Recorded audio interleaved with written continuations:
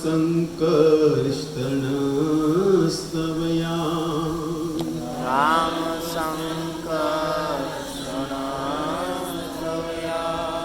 देवक्या गर्भसंबंध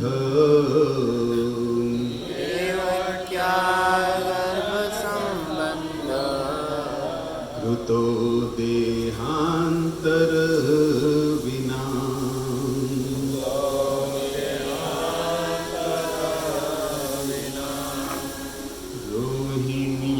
रोहिण्यास्तनय प्रोक्ता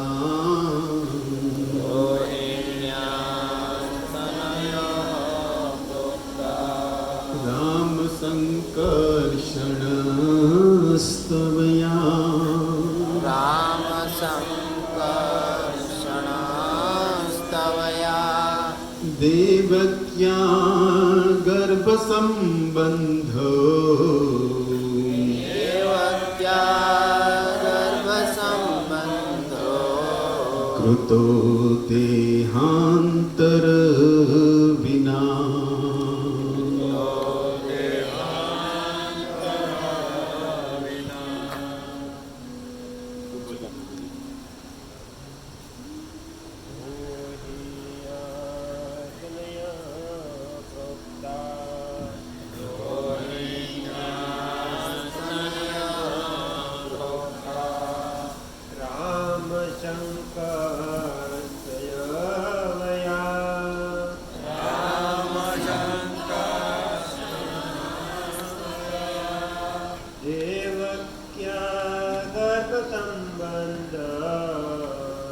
देवक्या गर्भसंबंध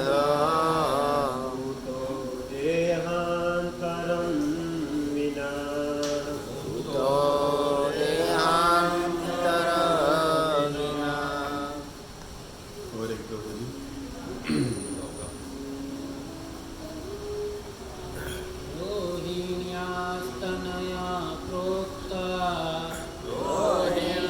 रोहिण्यास्तनया प्रोक्ता राम संकर्षणस्तवया राम संकर्षणस्तवया देवक्या गर्भसंबंध देवक्या गर्भसंबंध कृतो देहांतरं विना कृतो देहांतरं विना। माताजी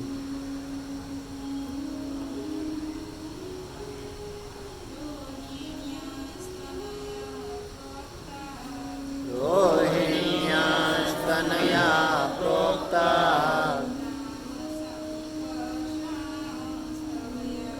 राम संकर्षणस्तवया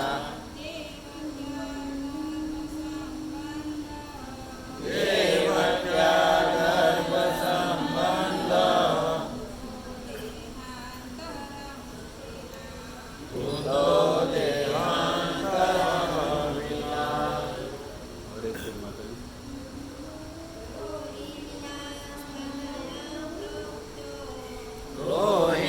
रोहिण्यास्तनया प्रोक्ता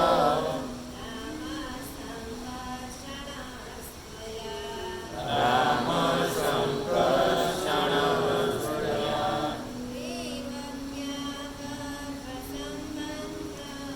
देवक्या गर्भसंबंध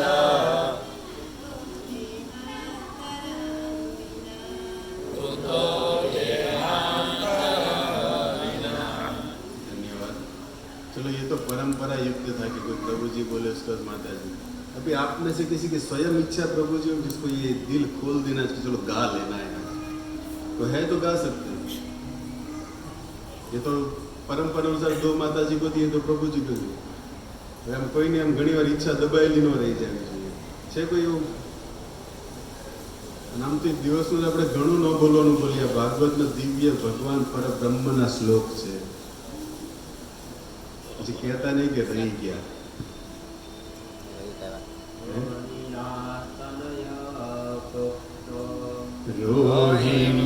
રોહિण्यास्तनया प्रोक्ता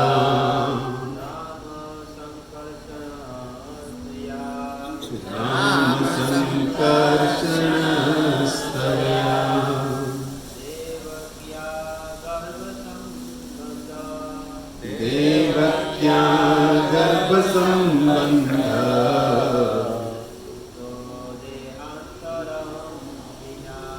कृतो देहांतर विना। एनीथिंग एल्स और कोई?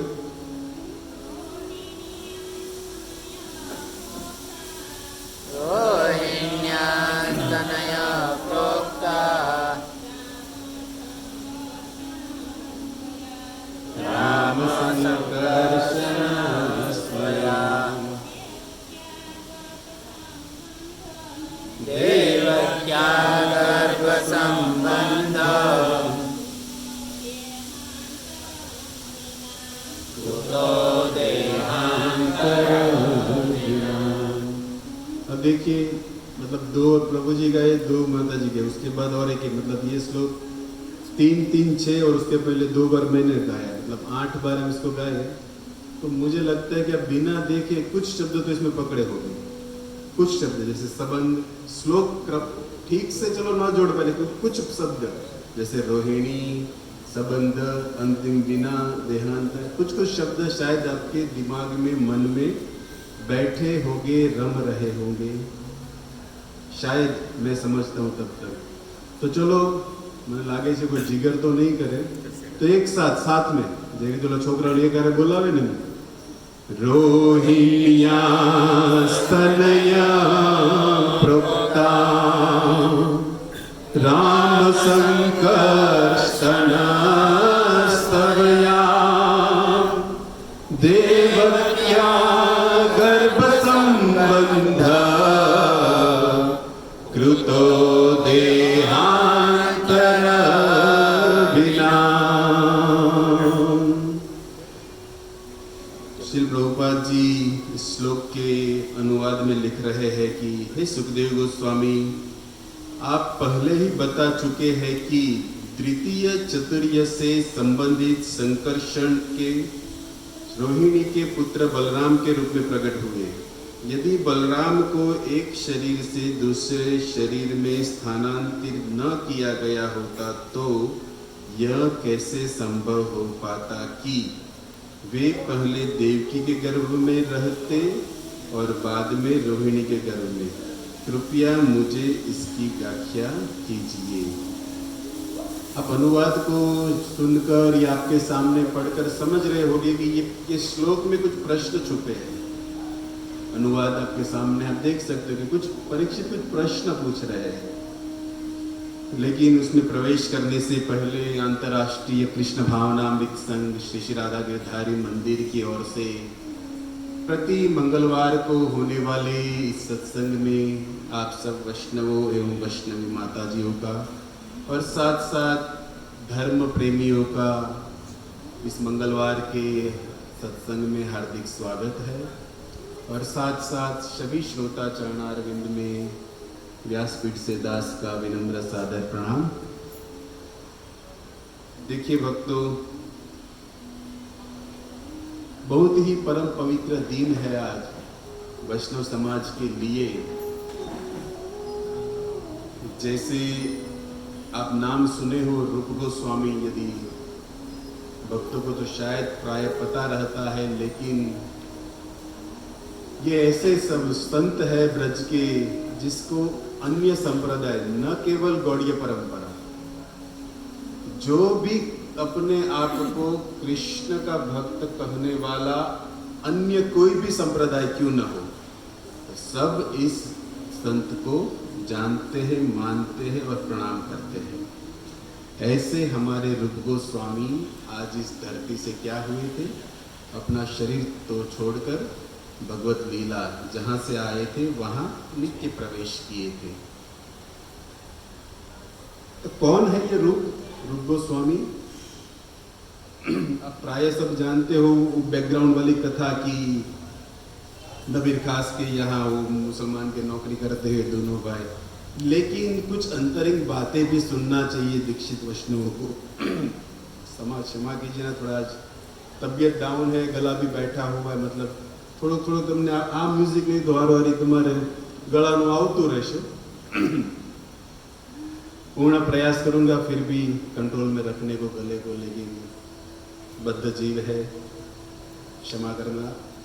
तो मैं ये कह रहा था कि वैष्णव समाज को हम किसके फॉलोवर है, हम किसके अनुयायी है, हमें किसकी कृपा से ये मिला है, हमारी धरोहर क्या है, उसको जानना हमारी सबसे बड़ी एक लालसा होनी चाहिए।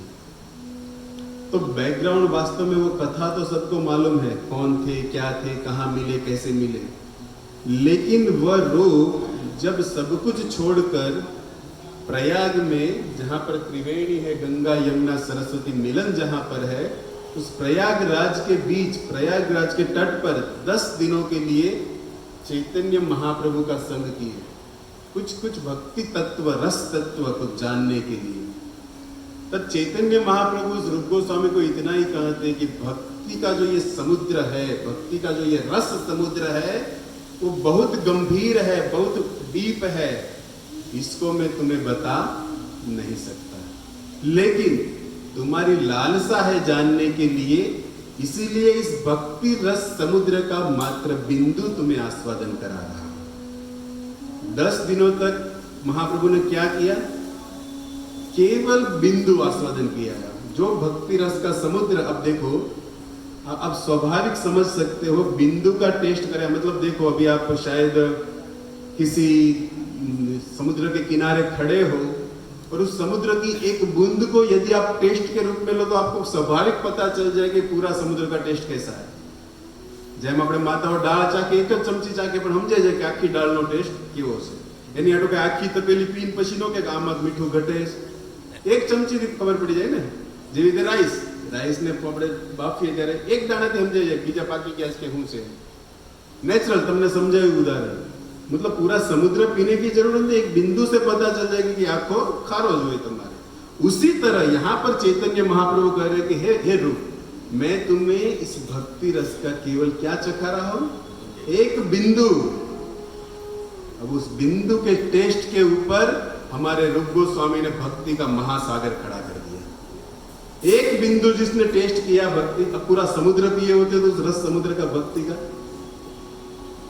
जिन्होंने चैतन्य महाप्रभु के मुख कमल से कुछ शिक्षाएं प्राप्त की और उस शिक्षा को लेकर आज वैष्णव समाज जगत को भक्ति राज्य का समुद्र दे दिया। जिस समुद्र के अंदर हम नहाते हैं, घूमते हैं, आचमन करते हैं, वो भारतीय छवि क्या करेगा, तुम्हारे अंदर जाने बात नहीं, पर ये ऐसा समुद्र है भक्तों, जैसे ये जगत का समुद्र जिसके अंदर भरती ओट आते हैं और जिसके निकट जाने पर हम डूब भी सकते हैं, यानी मर भी सकते हैं, लेकिन ये रूप गोस्वामी ने जो भक्ति का समुद्र खड़ा किया है ना भक्तों, उस समुद्र के अंदर डूबने पर हम इस जगत से तर जाएंगे। डूबने की बात है, उस समुद्र के अंदर कौन रहता है? ये सब पड़े हैं अंदर, सुख इत्यादि, रूप इत्यादि, सनातन, ये सब उसके अंदर ही है, भक्ति महासागर के अंदर। मतलब जितना डूबेंगे किसके पास जाएंगे? इन आचार्यों के चरणों। तो ये संसार का समुद्र डूबने पर मारता है, और ये भवसागर का समुद्र से बाहर निकालने का और एक समुद्र है ये भक्ति रस, जिस समुद्र को हमारे रूप ले दिया है। ऐसे रूप गोस्वामी के विषय में कहते हैं कविराज जी के, वंदे श्री कृष्ण चैतन्य प्रेमामतरो प्रिया शाखारूपान भक्तगणा कृष्ण प्रेम फल प्रदान। ये भक्ति रस का जो समुद्र है, ये भक्ति रस का जो वृक्ष है, इस वृक्ष की ये शाखाएं हैं। जैसे आप वृक्ष देखते हो, उस थड़ से बाहर निकल पर वृक्ष जब बड़ा हो जाता है तो उसके अंदर टहनियां लगती है, शाखा, डाल, और उस डाल के ऊपर ही फल लगता है। थड़िया में केरी अंबा में जो डाली में जावे ने लटकती तो केसर हो के जे कहीं हो, कोई भी फल हो डाल पर लगता है, न थड़ में। तो चैतन्य महाप्रभु इस भक्ति वृक्ष के थड़ है, और ये षडगोस्वामी जो है, रूप सनातन भट्ट रघुनाथ, श्री जी गोपाल भट्टदास रघुनाथ, ये उस प्रेम रूपी वृक्ष चैतन्य की क्या है? डालियां है, जिस डाली पर ये कृष्ण प्रेम का फल लगा है। और इस वृक्ष की कई डालियां होती है, जैसे कई भक्त हैं इस चैतन्य महाप्रभु वृक्ष के, लेकिन उसके अंदर सबसे बड़ी शाखा कौन गिना रहे? तो कहते हैं कि तार मध्य रूप सना तन बड़ शाखा। उस वृक्ष की सबसे बड़ी शाखा है ये रूप और सनातन। और देखो कविराज जी ने तो यहां तक ले लिया चैतन्य चरितामृत के अंदर कि रूप गोस्वामी यदि इस कलयुग के अंदर शरीर धारण न करते, वैसे ये रूप कृष्ण लीला का पार्ट है। भगवान जब द्वापर में लीला किए अपने प्रिय पार्षदों के साथ, राधा इत्यादि के साथ सीधा वृंदावन में, वहां के परिकर है ये रूप गोस्वामी, जो चैतन्य और जो कृष्ण और राधा की सहायक हेतु रूप मंजरी के रूप में कार्य करते हैं। लेकिन वही चैतन्य जब इस कलयुग में आज से 525 वर्ष पहले श्रीधाम नदिया में मायापुर बंगाल स्थित प्रकट हुए हरिनाम संकीर्तन देने के लिए जगत को, तब उनके साथ नित्य पार्षद के रूप में ये किंकर मंजरी होकर आए। और आकर क्या किया? तब कविराज जी को लिखना पड़ा कि यदि ये रूप, यदि कली रूप शरीर न धरत, यदि इस कलयुग के अंदर ये रूप गोस्वामी शरीर धारण न करते तो क्या होगा? जैसे आप प्राय भक्त जानते हो कि यदि गौर न होते तबे की होगी राधा महिमा प्रेम रस सीमा जगत जाने तो कैसे। यदि गौरांग न होते तो राधा कृष्ण का प्रेम का उज्ज्वल रस जो है वो इस जगत को कौन देता? तो उसी तरह यहाँ पर लिखा जा रहा है, यदि रूप गोस्वामी ने इस कलयुग के अंदर उस चैतन्य पार्षद परिक्रमा में अपना शरीर धारण न किया होता तो ब्रज प्रेम कहानी धी कौन कबाट उघाड़त। जब कबाट खोलो तीजो આપણે ધન ક્યાં રાખીએ બધા? खबर से बंद થઈ ગયું તો ગડી ગરડા આમ ટક ટક ટક ટક કરતા હોય तो खबर से अंदर कहीं से 9 बजे धवर में जाऊं क्या? मतलब हम अपना सब जो ये धन है वो तिजोरी के अंदर लॉक करकर कबाट जने कहेवाय અને તાળો મારી ચાવી તમે જ્યાં મૂકતા હોगे। तो उसी तरह ये भागवत रस जो है, भागवत परंपरा जो है, जिसके अंदर कृष्ण और उनके शुद्ध भक्त से विशुद्ध प्रेम की लीला रस इत्यादि का जो सागर है, ये सागर को राधा रानी ये धन रूपी अपने तिजोरी में लगा कर रखती है। भागवत भगवान का रसमय विग्रह की कथा है और इस कथा ही राधा का जीवन धन है और राधा इस जीवन धन को भागवत को अपने हृदय में लगाकर रखती है।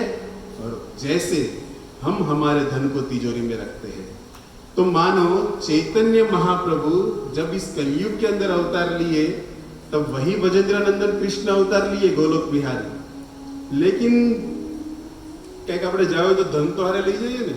तो कलयुग में आना था, जगत के जीवों को बांटना था, गोलोकेर प्रेम धन हरिनाम संकीर्तन, गोलोक का धन जो है वो लेकर इस भूमि पर आना था। पोतानी पांच का इन्होंने तो आविन आपे हूं। तब उन्होंने क्या किया? भाव राधिका माधुरी आस्वादन सुख काज, श्री कृष्ण चैतन्य प्रभु कलि प्रगटे ब्रजराम।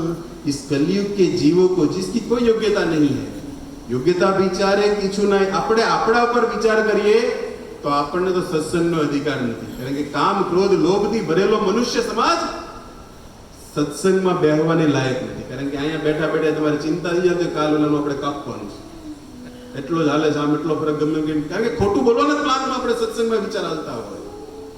જ્યારે સત્સંગ વિશુદ્ધ સત્વની વાત છે, भगवान श्री हरि ने पामवानी कोई प्रथम चाबी हो तो ये सत्संग से। लोग कहते हैं कि सत्संग में भगवान की, कवि के शब्दों में आपको कह दूं कि कवि कहता है कि भगवान की प्रथम मुलाकात यदि होगी तो वो है सत्संग। कोई कहे कि मारे भगवान ने મળવું છે, सीधो उपाय कलयुगમાં सत्संग कीधो છે। प्रथम भक्ति संतन कर संगा, पंपा सरोवर शबरी ने भगवान राम ना शब्दों नवदा भक्ति। क्योंकि भगवान को चाहने वाले, संसार से विरक्त भगवान के दास यहाँ पर भगवत कथा को गाते हैं और संसार के अंदर भगवान अपनी कथा के रूप में ही विराजमान है। उद्धव 11वां स्कंद में कैसे भगवान स्वयं ना हम वसामी वैकुंठ, मारा भक्तो जा मारी कथा नु गाता हो, तुष्यंती च रमंती च बोधियंतम परस्परम थातु होय, अर्जुन हूँ न्या उपस्थित रहूं છું भगवत गीता। तो तो भगवान को पाने की यदि कोई चाह हृदय में है तो उसका पहला कर्तव्य है कि सब कुछ छोड़कर उसको सत्संग का आश्रय लेना पड़ेगा, जिस सत्संग में भगवान सुलभ है। वरना जगत के अंदर आप कहीं भी घूमो दुर्लभ ही है। તમે કહેશો કે ભગવાન જો આગળ નથી, સૌથી નિકટ પરિસ્થિતિમાં કોઈ હોય તો ભગવાન છે। અર્જુન હૃદય કૃષ્ણથી ગીતા, બધા જીવાત્માની અંદર હું પરમાત્માના રૂપમાં બિરાજું છું। શું નથી જાણતા આપણે? જ્યારે મનુષ્યને આ શરીર છોડવાનું ત્યારે પરમાત્મા પહેલા ત્યાંથી નીકળે છે અને એ નીકળે એટલે તરત શરીર પૂરું। એવું નથી કે જીવાત્મા પહેલા નીકળે, જીવાત્મા પહેલા નીકળે તોય શરીર ચાલે કરે કે પરમાત્મા અંશ છે અંદર, પણ પરમાત્મા એ જીવાત્માના શરીરને પહેલા ખાલી કરશે કર્મ પૂરા થવાની સાથે જ। मतलब सबसे निकट यदि कोई है हमारा पास तो अर्जुन को कहते कि भगवान कहते कि मैं हूं अर्जुन, सभी हृदय में हूं। लेकिन આપણને એવું હોય પાહે હોય ની ગલ્યું હોય, બધાને દૂરનું આઉટ કન્ટ્રીનું ઇત્યાદि પાહે હોય એનું ન હોય। ઘરમાં આપણી વેલ્યુ ને બહાર પર લોકો તમને તો સાંભળવા માંગતા હોય, પ્રભુજી કંઈક બે શબ્દ બોલો, પણ ઘરે તમારા વડકા આવતા હોય। प्राय बात है। उसी तरह भगवान कहते कि अर्जुन पास मैं हूं लेकिन जीव संसार में मुझे ढूंढ रहा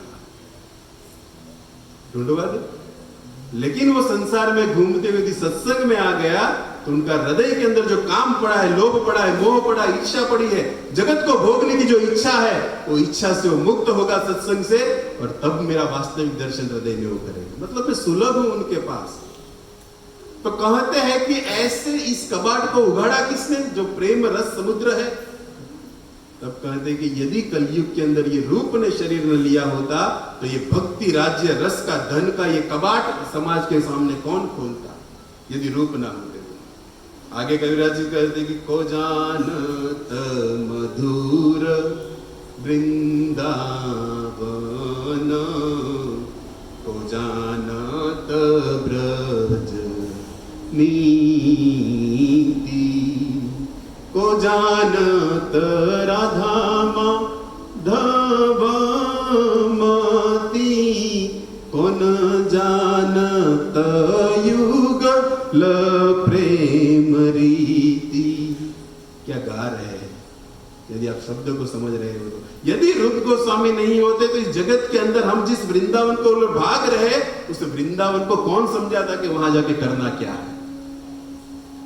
આપણે તો ન્યા જવા માટે મુંબઈની જેમ જ વૃંદાવનને જોશું, કારણ કે ન્યા કઈ અલગ નથી, ઈ જ તમને મકાન જોવા મળશે, ઈ જ રોડ છે, ઈ જ ગાડીઓ છે, નવું કાંઈ નથી।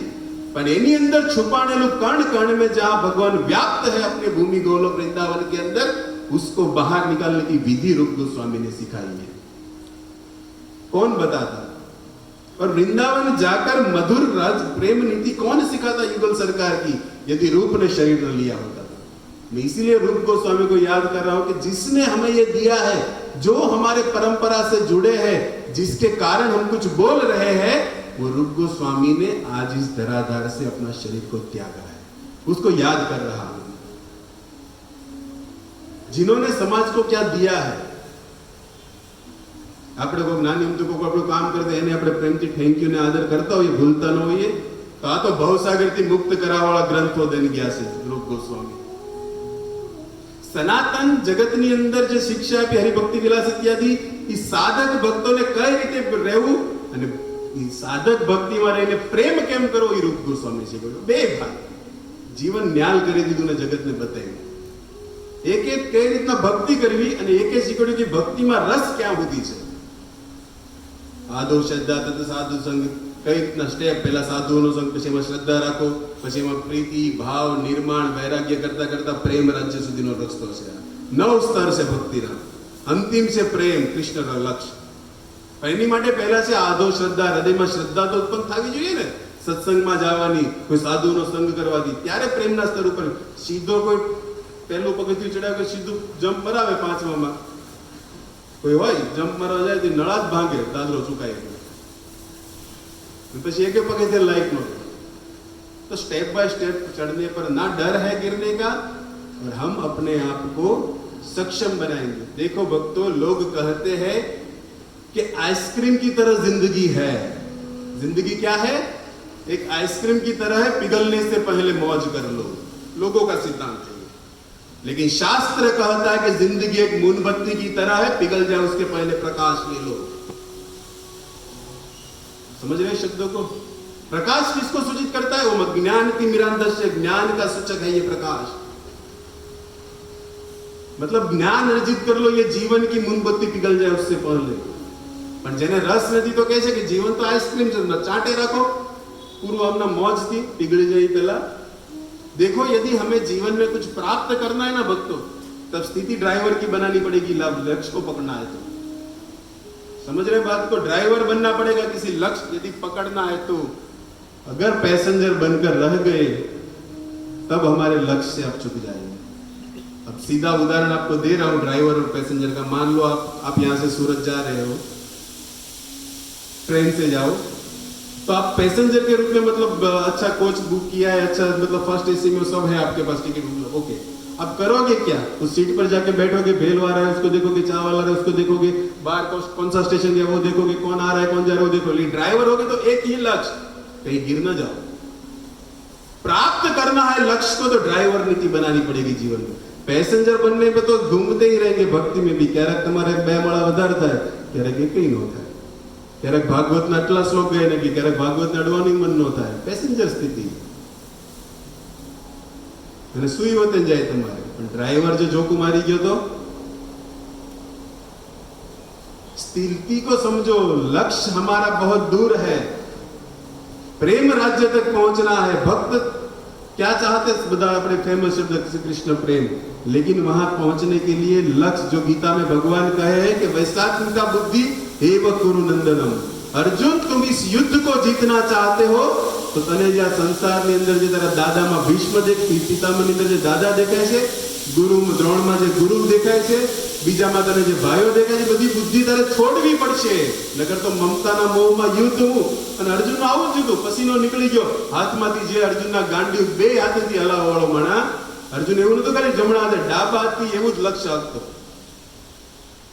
બે હાથથી પાવરફુલ જે ગાંડી હતી, ગાંડી હાથમાંથી સરકવા માંડ્યું। જે નિર્માણ કર્યો કે નહીં યુદ્ધ કરવું છે, જીતવું છે, કરી નાખશું, પણ જોતાની હારે સંબંધનો મોહ એવો આવ્યો કે બધું છૂટવા માંડ્યું। मतलब પેસેન્જર લિસ્ટમાં આવી ગયું, ભેળવાળા દેખાય, ચાવાળા દેખાય, એવું બધું થવા માંડ્યું। ત્યારે ભગવાનને કહેવું પડ્યું, अर्जुन लक्ष्य बनाओ, एक गुरु नंदनम, एक को ही देखो, क्या धर्म को देखो। और धर्म के बीच में फिर कोई भी आए છોડવું પડશે।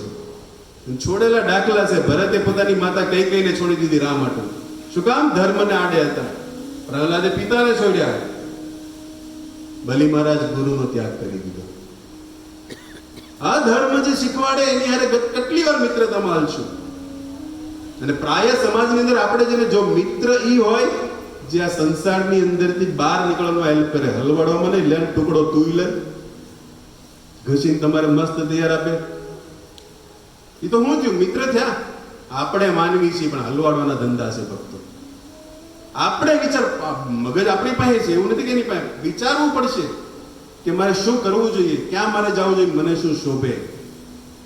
ગુરુજીના નામની હો ડોકમાં ખાલી ન રહેવી જોઈએ, કંઠ ઉપર ખાલી ન રહેવી જોઈએ, હાથમાં ખાલી ન ફરવી જોઈએ, ચરિત્રમાં આવવી જોઈએ। ચરિત્ર અને ભાગવત સત્સંગ આપણને આપણું ચરિત્ર બતાવશે કે આપણે ક્યાં છવી। અને હારવારી ચરિત્ર સુધારવાનો અવસર સત્સંગ જ આપશે। મિત્ર પરિવારમાં સત્સંગમાં નહીં, એમાં નહીં મળે એ અવસર। ત્યાં કોઈ તમને નહીં કે તમે આ મોળો કામ કરો છો। અને આપણે બધા પ્રાય ખબર છે, ટુકડામાંથી તમારી આંખો ખીચામ નાખતા થઈ ગયા છે। એ ટુકડાવાળાનો સંગત ન કર્યો હોત। અને બુદ્ધિમાન વ્યક્તિને સમજવું જોઈએ કે જેવી રીતે સ્વાભાવિક છે, જે આપણને નડતું હોય આંગળી ગમે ને એને કાપવામાં મજા છે, નકર સડો હું કરે આખું શરીર બરબાદ કરે। સિદ્ધાંત શબ્દ બધા જાણો છો પણ છોડાતું નથી। હું કામ? મોહ મમતા સમાજની અંદર, મિત્રની અંદર, પરિવારની અંદર જે આપણને હૃદયની અંદર જે ગાંઠ પડી ગઈ છે સંબંધની, મોહ મમતાની, છૂટવા નથી તો એટલે તો ગાવું પડ્યું। ભગવાન મત્સ્ય જયારે આવ્યા ત્યારે એની સામે સત્યવ્રતને કે જનો બુધય નિજકર્મ બંધનમ। આ સંસારની અંદર મારા કર્મોના લીધે જ હું દુઃખી છું, ન કોઈ બહારના વ્યક્તિથી। संसार के अंदर दुखी हम है क्योंकि हमारे कर्म ही ऐसे हैं और हम दोष आरोप दूसरे पर कर देंगे एना લીધે મને આમ છે. वो तो सिर्फ निमित्त है, बाकी भोगवવું तो તમારે જ પડશે તમારા કર્મોને. ऐसे कर्मों के कारण हम हृदय के अंदर न जाने कितने जन्मों से ऐसी गांठ बनाकर रखे हैं. उस गांठ को खोलने की विधि श्री रूप ने सिखाई है कि बादो श्रद्धा, श्रद्धा हृदय कर कर साधु का संग करो. तो ऐसे हमारे रूप गोस्वामी ने इस जगत के अंदर से आज विराम लिया है और नित्य लीला में प्रवेश किया है. ऐसे रूप गोस्वामी की चर्चा मैंने आपको 10-15 मिनट कहा. और भी हमारे चैतन्य पार्षद गौरीदास पंडित का भी आज तिरोभाव दिन है, उनकी भी कथा है. लेकिन मुझे जाना है बलराम लीला में, क्योंकि 2 दिन के बाद पूर्णिमा जो आ रही है, भगवान बलराम का आविर्भाव दिन है. और कहीं कहीं उत्सव भी चालू है. हिंडोळा તમારે અહીંયા ચાલે છે, બધી જગ્યાએ अन्य वैष्णव संप्रदाय मंदिरों में हिंडोળાનું અત્યારે मातम, मतलब कथा का ये महीना है. लोग कहते हैं श्रावण, लेकिन भक्त लोग कहते हैं कि महीना ये जो है श्रावण का, वो श्रवण का महीना है. श्रवण किसका करना है? यही कथाओं का. हिंडोळो શું કામ ચાલે, जन्माष्टमी के आज महीनाમાં આવે, राधाष्टमी આવશે, बलराम पूर्णिमा આવશે. मतलब उत्सव का ये महीना है. हृदय के अंदर कृष्ण भक्ति को जगाने का ये महीना है. દાઢી વધારવાની વાત જ થતી તમારી. છેલ્લે 31 દિવસે ફોટો પડાવીને સ્ટેટસમાં જો અમારી એટલી, હું થયું તે બધી જમા થઈ ગયું. એની કરતા વિચાર કરજો, કરેલી દાઢીમાં જેટલા સુંદર લાગશો એટલે વધેલી નહીં લાગતા હો, પણ તોય તમારે मतलब एक પોતાની મસ્તીમાં લોકો આનંદ ઢૂંઢી રહ્યા. आनंद बाहर नहीं है, आनंद हृदय के भीतर है, जिस हृदय में परमात्मा बैठे हैं. और उसको छोड़कर जगत में दाढ़ियों में आनंद આપણે ગોતતા હોય. આ આપણી સ્થિતિ છે બસ. और ये स्थिति संसार की है. और भोलानाथ ने याद करिए श्रावण महीनो, उमा ने कैसे पार्वती ने कि उमा कहूं मैं अनुभव अपना, सत हरि भजना जगत एक सपना. जिस जगत के अंदर है उसको हमारे महादेव सपना बता रहे हैं. सपनों कोई दिवस साचું હોય? આંખો ખુલ્લે તમારી તમે કદાચ ત્યારે તમે કીધું કે કાલથી સપનામાં તમને થયું કે અમે કાલથી સંસદ ભવનના મેન કે પ્રાઇમ મિનિસ્ટર પદ ઉપર તમે એવો સપનામાં, અને હવારમાં જાગીને જો તમે ઈ જ ફોર્મમાં ફરતા હો તો મેન્ટલ હોસ્પિટલ વાળા બસો લઈને આવે, સંસદ ભવનથી કોઈ ગાડી ન આવે. मतलब ये खोटું છે, ભૂલવું પડશે. વ્યક્તિ વ્યામમાં જ કરે રાખે તો વ્યામના લીધે શું થાય? અહમ આવશે. અને અહમ આવતાની હારે જ તમારે નાશ. જેને જેને અહંકાર આવ્યો એ સંસારમાં અહંકાર એ જ્ઞાનને વિનાશ કરવાનું કારણ છે. કિયો કરાયો સબ ગયો જબ આયો અભિમાન. જે કાંઈ પાસે હશે જ્ઞાન એ બધા ઉપર શું થાય? પાણી ફરી જાય. વેમથી અહંકાર આવે. मतलब કહેવાની વાત છે કે સંસારની અંદર જે કાંઈ છે સપનું છે, પછી ખુલ્લી આંખે જોતા હોવી કે બંધ આંખે. આ સંસાર ઓલી આંખે તમારી બંધ થાય અને સપનું આવે, હવારમાં ખુલે એટલે સપનું પૂરું થઈ જાય. और इसी तरह ये संसार का सपना है जो खुली आंखों से देख रहे हैं. एक बार ये आंख बंद हो गई, सपना भी पूरा. राम बोलो भाई, ક્યાં સુધી ચાલશે? જેટલો કર્મો છે, જેટલું જીવન છે, ત્યાં સુધીનું સપનું છે. બાકી પૂરું તો આય ખાવાનું છે. ભગવાન શિવ સમજાવી રહ્યા છે પોતાની ભાર્યા પત્નીને. અને બ્રજના સંતોએ તો સપના ઉપર એક કાવ્ય લખી નાખ્યું. શું કહે છે કે માનવ તું હૈ મુસાફિર, दुनिया है धर्मशाला, संसार क्या है सपना, वो भी अजब निराला. धर्मशाला, તમે કોઈ અત્યારે કોઈ ધર્મશાળામાં જાઓ કે હોટલમાં જાઓ તો કેટલા દિવસ માટેનો સ્ટે હોય તમારો? કોઈનો મહિનો હોય, કોઈનો 2 મહિને હોય, કોઈ વર્ષ માટે. मतलब પોતાની તો નથી ને. क्या है धर्मशाला? मतलब आप वहां पर कुछ दिन के लिए स्टे लिए हो, नित्य प्रतिदिन वो आपकी नहीं है. उसी तरह ये सपना है निराला संसार का.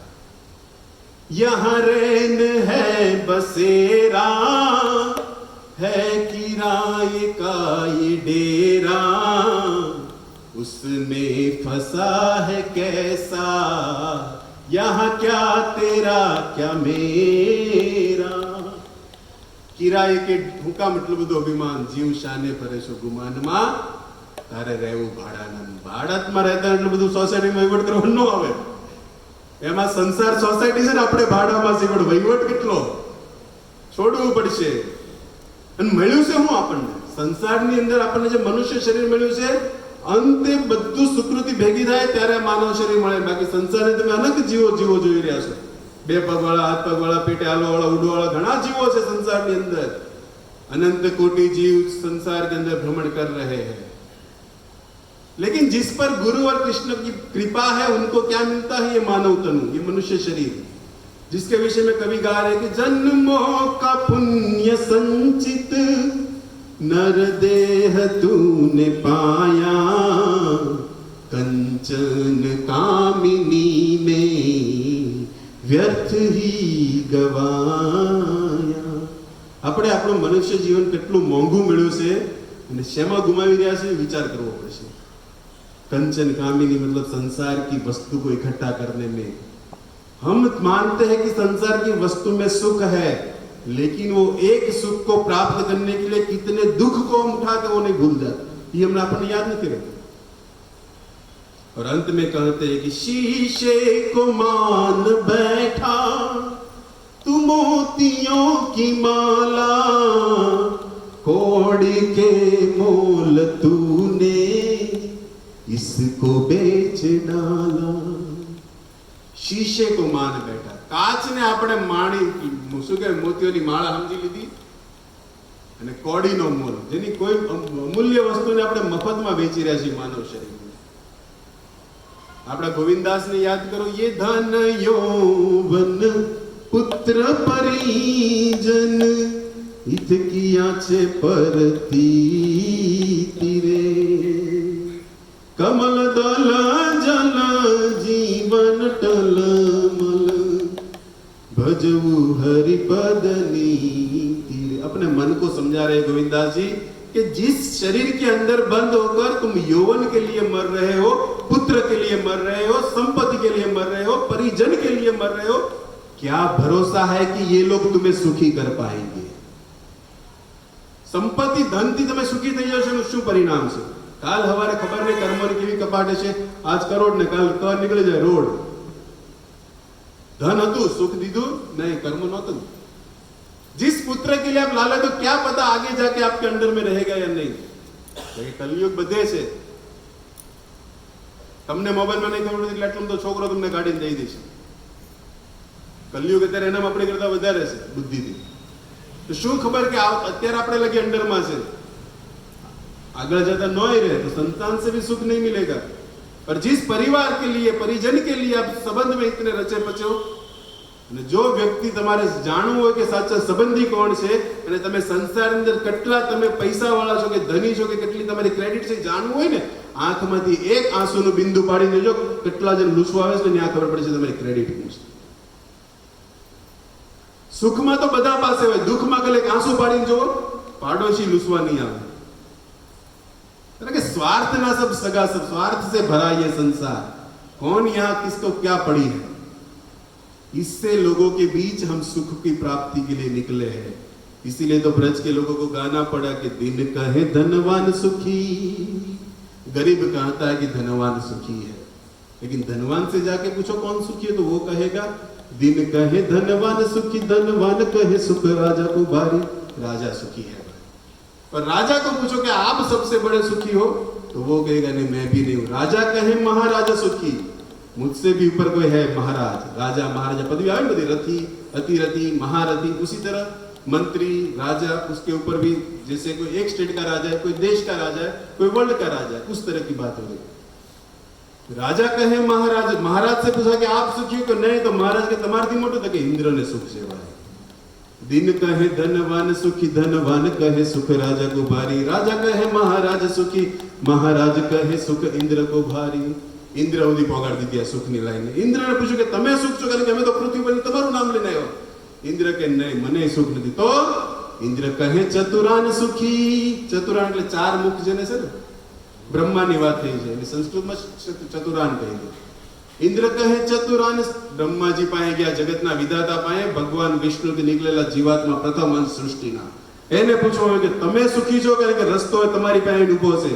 તો એને મોઢું સીવી દીધું, કીધું કે નહીં, ઇન્દ્ર કહે ચતુરાન સુખી, ચતુરાન કહે સુખ વિષ્ણુ કો ભારી.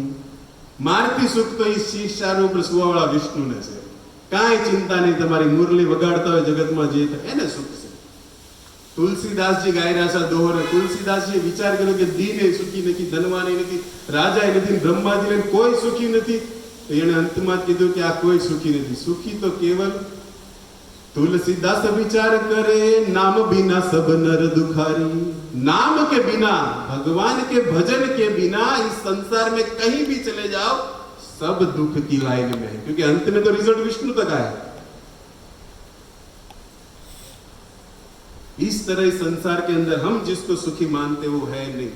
इसीलिए तो कृष्ण के नाम में जो सुख है, ब्रज के संतों ने गा लिया कि वो मोद न मुक्ति के मंदिर में, जो प्रमोद भरा ब्रज धाम में है.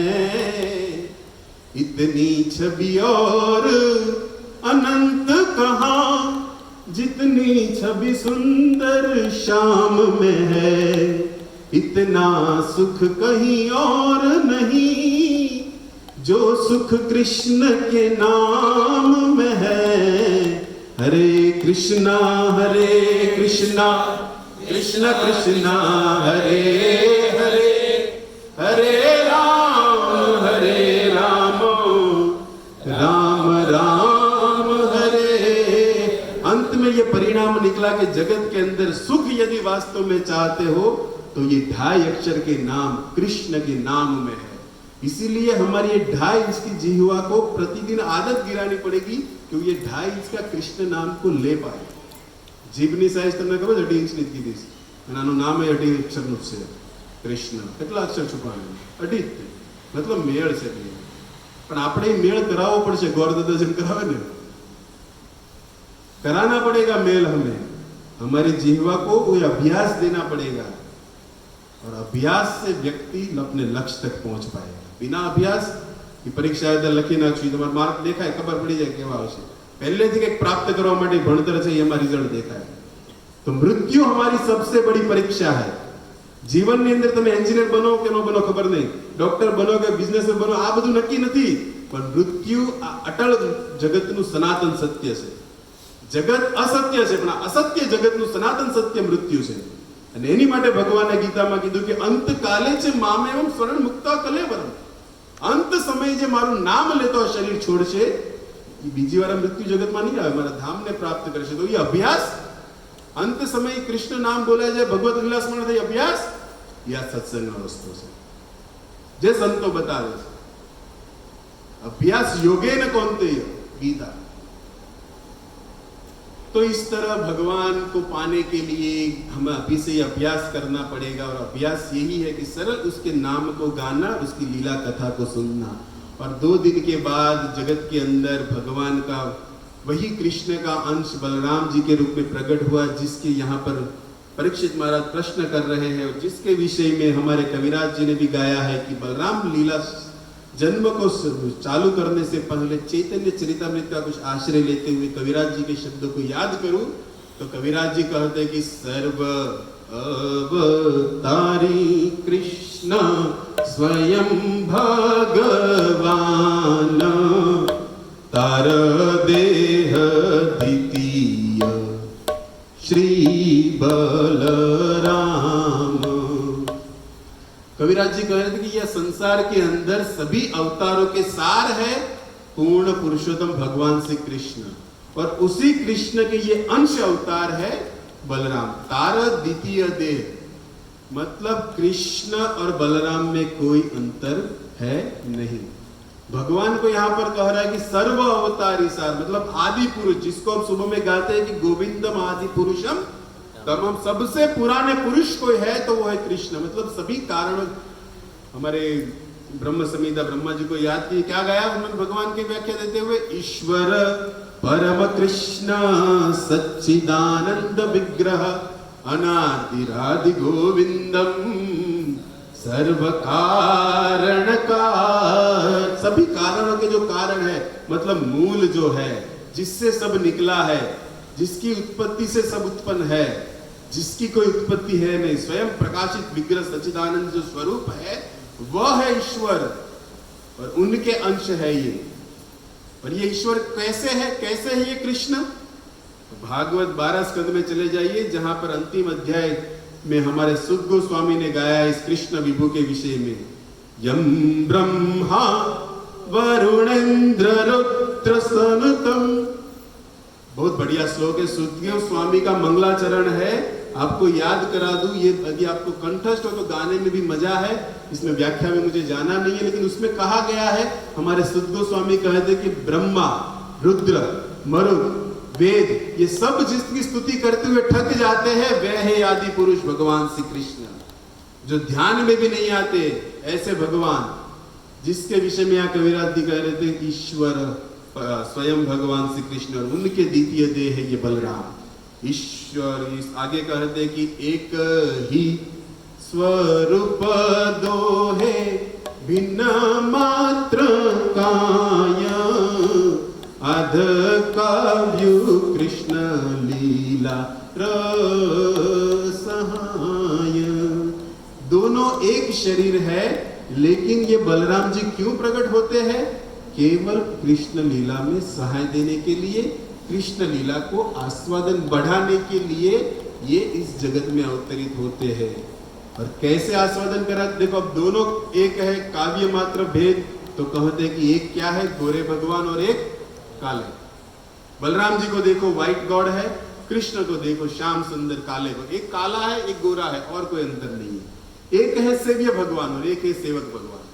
बलराम जी सेवक रूप में आते हैं, भगवान ही है, लेकिन सेवक भाव में सेवा करने के लिए, कृष्ण लीला को आनंद बढ़ाने के लिए, भगवान की सेवा के लिए ये अवतरित होते हैं। और आके करते क्या है? तब कहते हैं कि श्री बलराम गोसाई मूल संकर्षण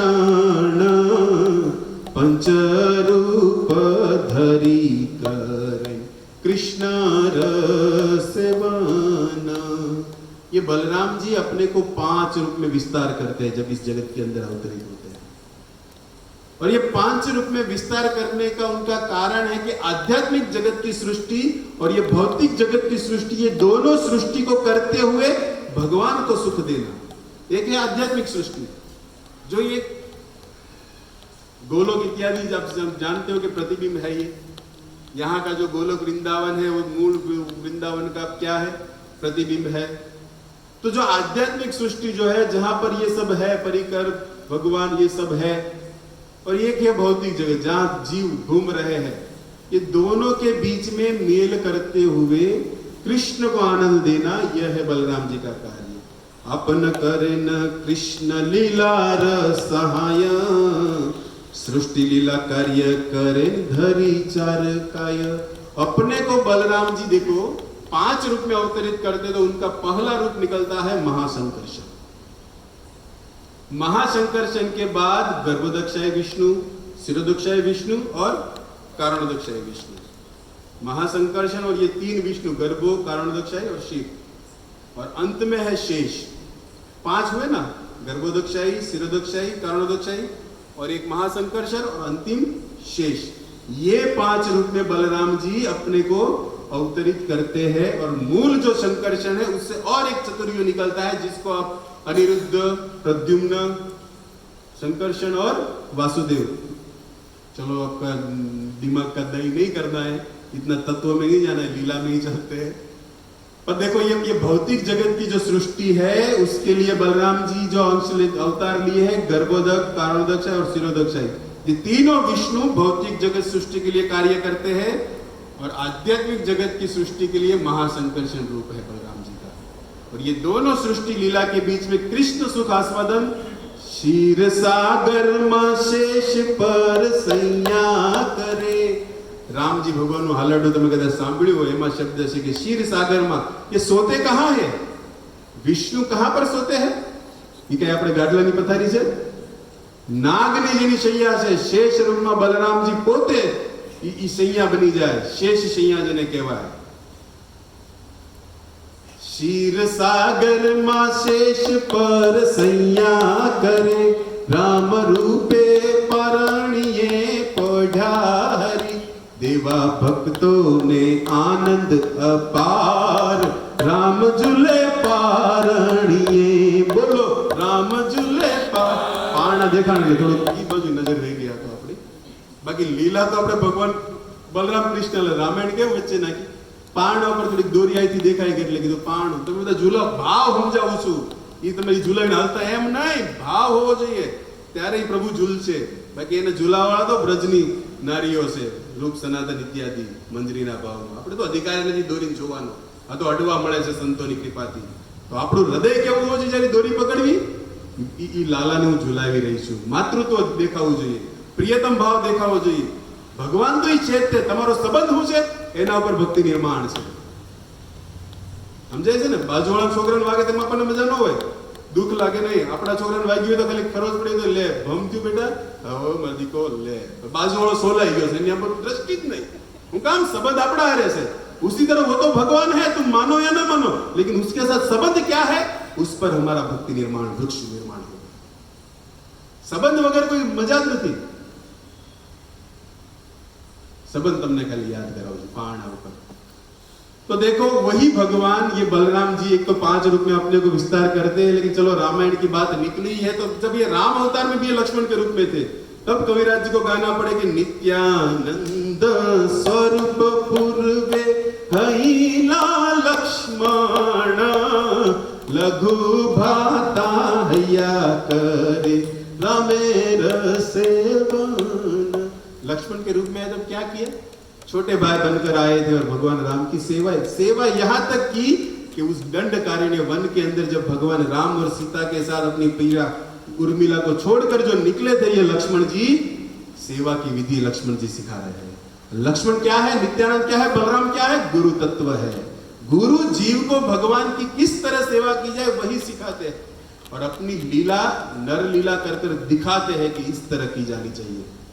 जब निकले उस दंडकारण्य में अपने भगवान राम और लक्ष्मी जानकी सीता के साथ, तब अपने आप को इतना सेवक मानते थे कि जिस भूमि पर राम और सीता के चरण अंकित होते थे वहां पर ये पैर भी नहीं रखते थे. लक्ष्मण जी बीच बचाकर चलते थे.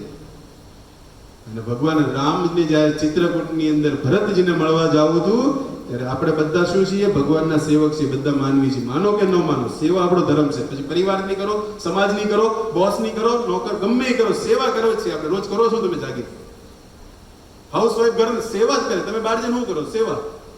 વિધિ અલગ અલગ છે. આપણે નોકરી કહીએ, આપણે બિઝનેસ કહીએ, પણ છે તો સેવા પરિવારની.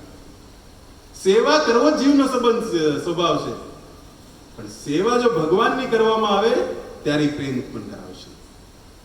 તો ગુરુ છે એ સેવા કરતા શીખવાડશે આપણને. અને બલરામજી લક્ષ્મણજીના રૂપમાં या રામલીલામાં સેવા કરવા માટે જ્યારે એ ચરણને છોડીને ચાલતા હોય, પણ એ જ ભૂમિના માર્ગે જ્યારે ચિત્રકૂટની અંદર મળવા માટે એ જ પ્રેમની મૂર્તિ જ્યારે ભરતજી નીકળે ત્યારે ભરતજીએ તો સેવકનો ધર્મ ન્યા લગી કહી દીધો કે ભગવાને જ્યાં જ્યાં પગ મૂકીને ચાલ્યા છે ત્યાં મારે આલોટતા જવું જોઈએ, નગર માથાના બળ ઉપર જવું જોઈએ. પણ દુર્ભાગ્ય છે કે મને એ આસન આવડતું નથી રામબાબા વાળું કે હું માથું હેઠે રાખીને હાલું. મારે પગ મૂકીને હાલવું પડે જે જગ્યાએ મારા ભાઈ હાલી ગયા છે. સ્વામી જે હાલ્યા હોય ને પગ મૂકવાની વાત માથું નાખીને જવું જોઈએ, પણ એ શક્ય નથી. સબસે વિધિક સેવક ધર્મ, કઠોર ધર્મ છે સેવકનો. કારણ કે સેવક ધર્મમાં કોઈ અભિમાન નહીં આવે. ભક્તો વિચાર કરજો, તમે પિયુનને ગમે કહી દો ખોટું લાગે તો બિચારો કહેવો ને, કારણ કે તમે બોસ. સેવક ધર્મમાં એક તો જો આપણો એક મહત્વનો શ્લોક છે ભક્તિની અંદર, તો ભક્તિ રાજની અંદર ટકી રહેવું હોય અને પ્રેમ પ્રાપ્ત કરવો તો ત્રિણાદપી સુનિચેન મહાપ્રભુજી શીખવાડ્યો છે. અમાનીના માન દેના કીર્તનીય સદાહરી. આ કરવું જ હોય તો પહેલા શું કરવું પડશે, પોતાને નોકર માનવો પડશે. નોકરને કઈ માનની પડી જ ન હોય. આપણે તો વૈષ્ણવ છે પણ માન જગતમાં કેટલું જતું છે. શ્લોક આપણાથી કિલોમીટર આગો નશે. આપણને એમ કે આપણે કંઠમાં ધારણ કર્યો છે ત્રિણાદપી, પણ હજી તો આપણે રસ્તામાં પડ્યો છે. પાહે નહીં થાય પાહે તો એને કાંઈ ભક્તિ લેવા દેવા નથી, પણ સેવા જ જેનો ધર્મ છે એના કંઠોમાં આવી ગયો છે.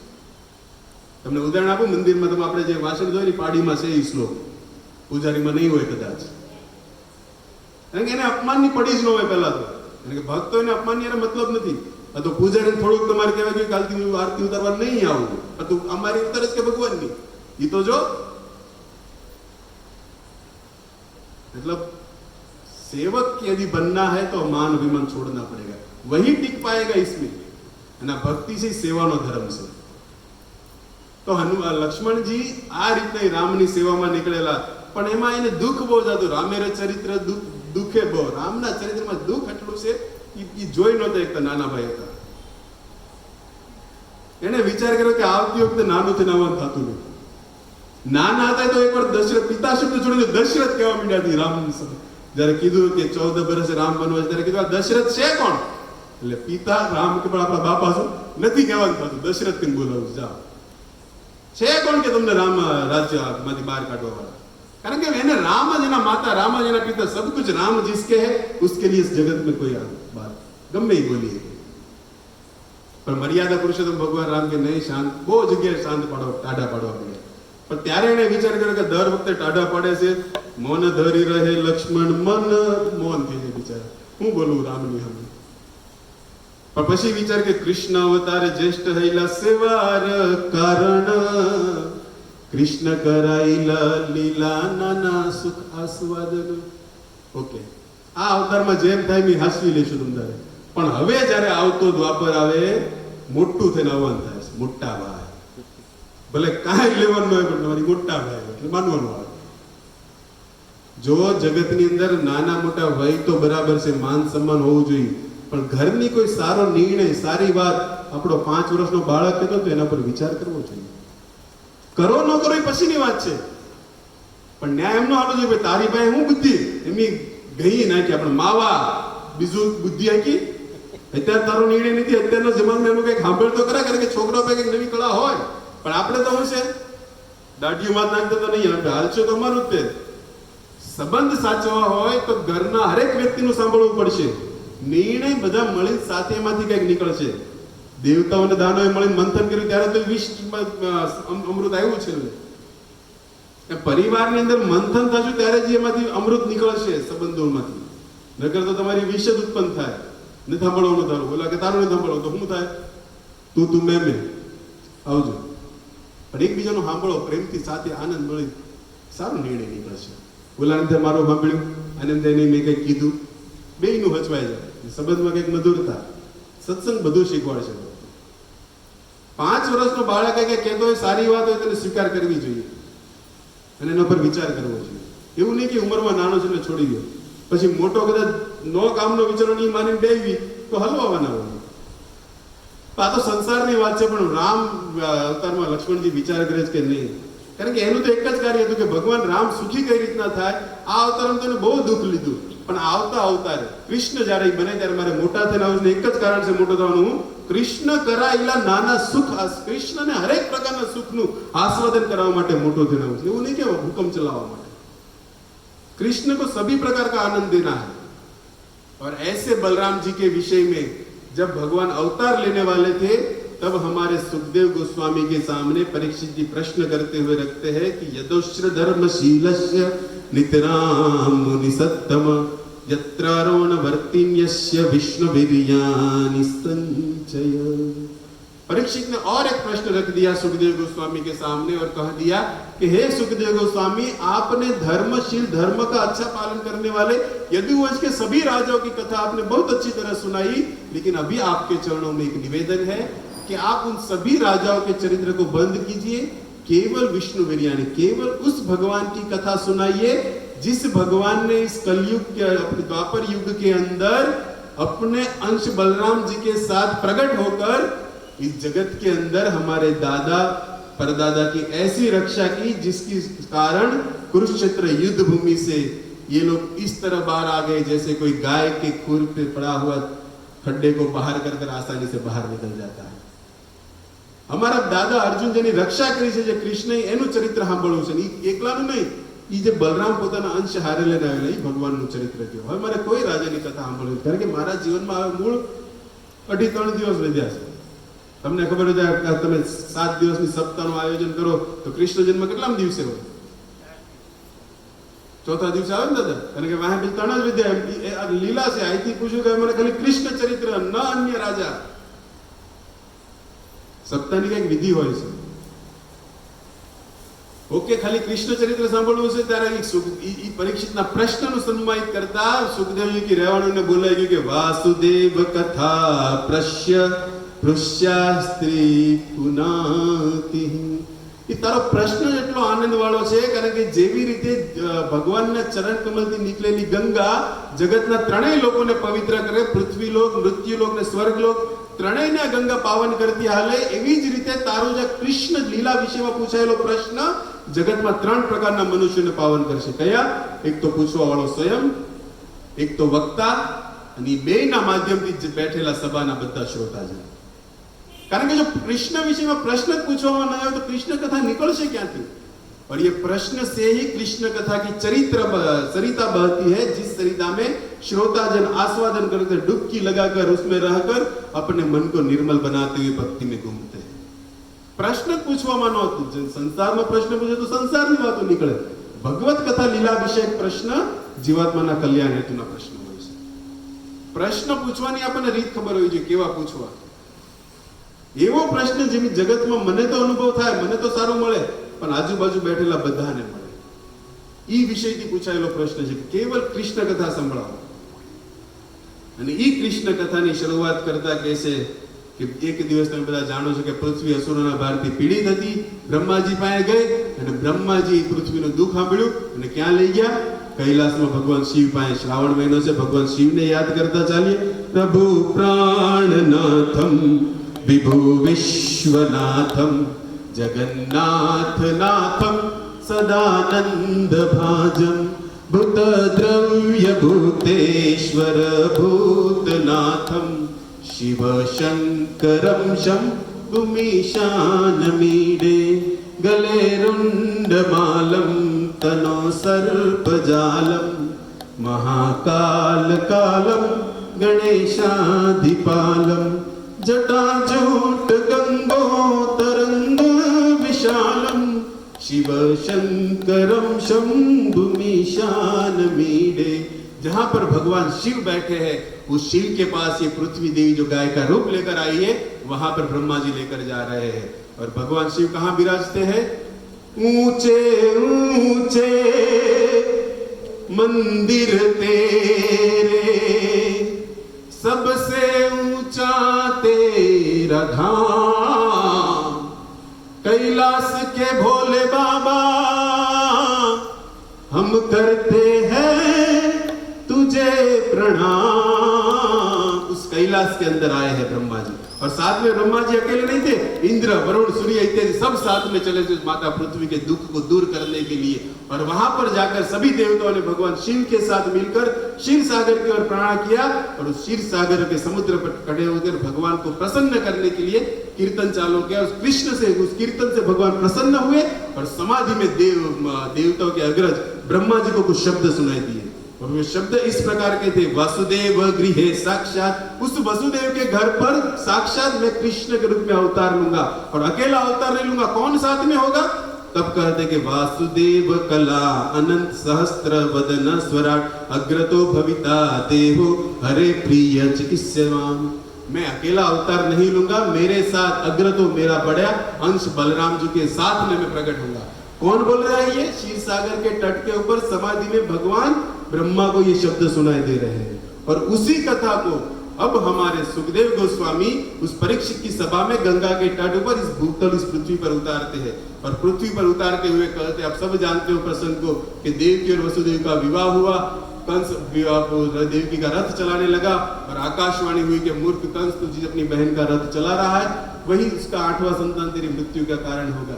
कंस का सब प्रेम चला गया, कारागृह में डाल दिया. समय आने पर 6 पुत्रों को मार देना. जब 7वें गर्भ के रूप में देवकी के उदर में, गर्भ में ये बलराम जी आए, तब भगवान कहते हैं कि हे योग माया. योग माया को भगवान को बुलाना पड़ा. योग माया को कहा कि एक काम करो, देवकिया जठरे, देवकी के उस गर्भ जठर के अंदर, गर्भ के अंदर माम का अंश, मेरा अंश है, उस अंश को तुम बड़ी सावधानी से उस गर्भ को कुछ क्षति ना हो, उस तरह तुम उस देवकी के गर्भ से मेरे अंश को जो 7वें गर्भ के रूप में है उसको स्थानांतरित कर कर रोहिणी के गर्भ में स्थानांतरित कर दिया। अब देखो, वसुदेव की कई पत्नियां थी, लेकिन सब कंस के भय से अज्ञातवास के रूप में इधर उधर रहती थी। लेकिन रोहिणी स्वाभाविक नंद बाबा के गोकुल में नंद बाबा के घर पर रहती थी। तो यहाँ पर का एड्रेस दे रहे हैं भगवान कृष्ण उस योगमाया को कि तुम देवकी के गर्भ से मेरे 7वें जो अंश बलराम के रूप में उसको निकालकर रोहिणी के गर्भ में स्थलांतरित करो। अब यहाँ पर प्रश्न है आपके सामने जो श्लोक है कि रोहिणा स्तनय प्रोक्ता, जिसमें प्रश्न छुपा है कि आज तक संसार में देखा नहीं गया है कि एक गर्भ का 2 माता से संबंध हो।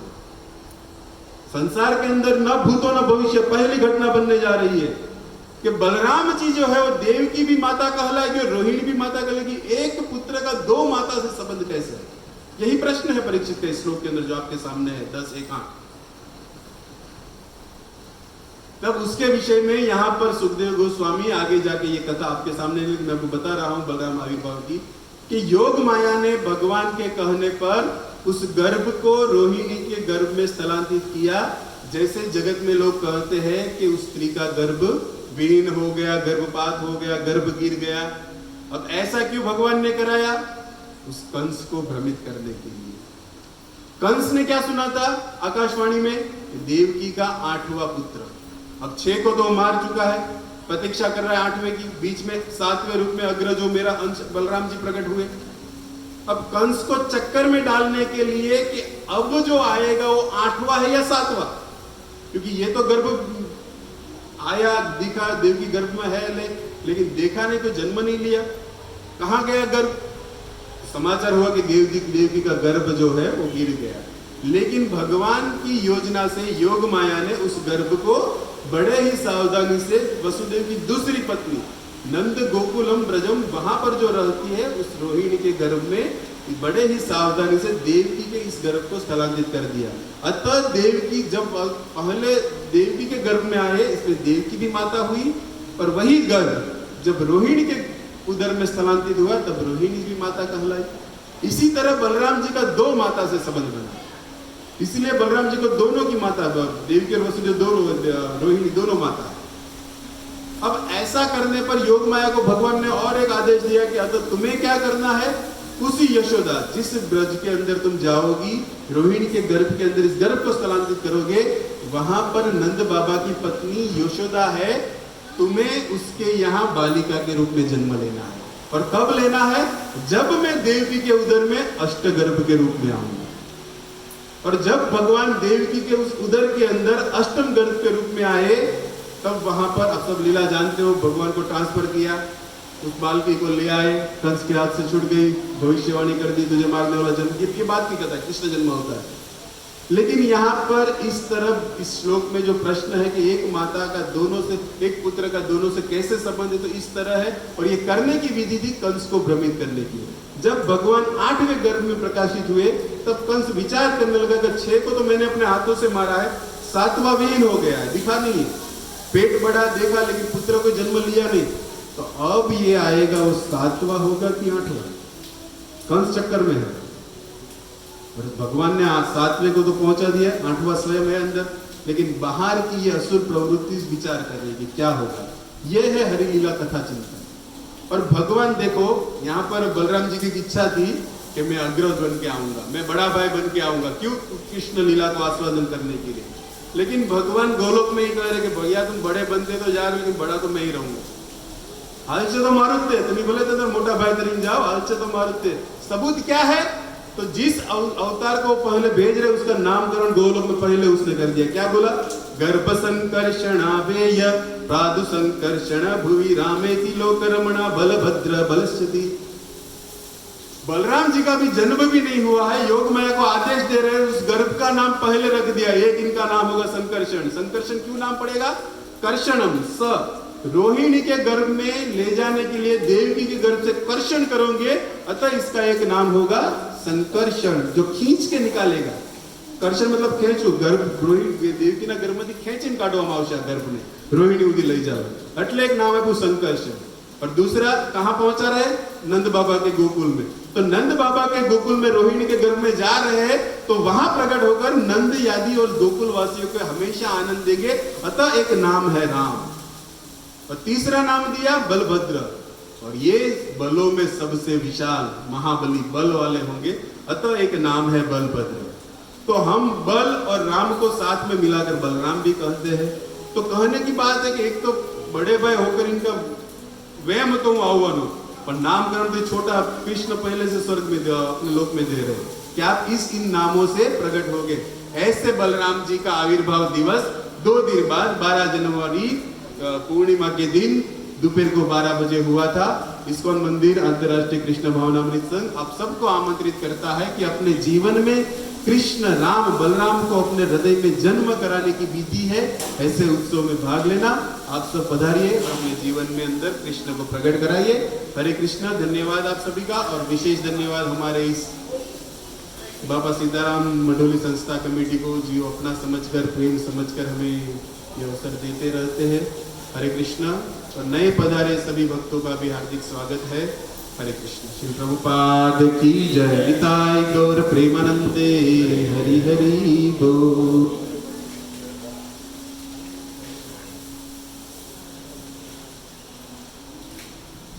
हरे कृष्णा कृष्णा कृष्णा कृष्णा।